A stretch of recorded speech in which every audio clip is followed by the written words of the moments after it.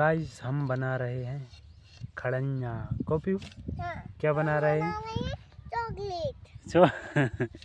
Chocolate के लिए इसने सामान ये जोड़ा हुआ है। इस्माइल।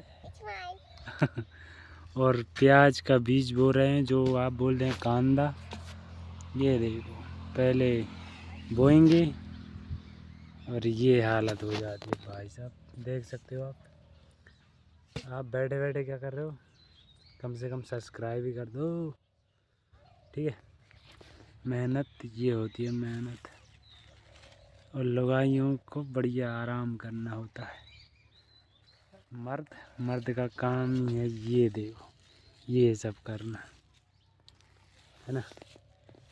तो जल्दी से लाइक करो और सब्सक्राइब करो और आगे बढ़ाओ थोड़ा सा। कह दो बाय बाय, टाटा, सब्सक्राइब।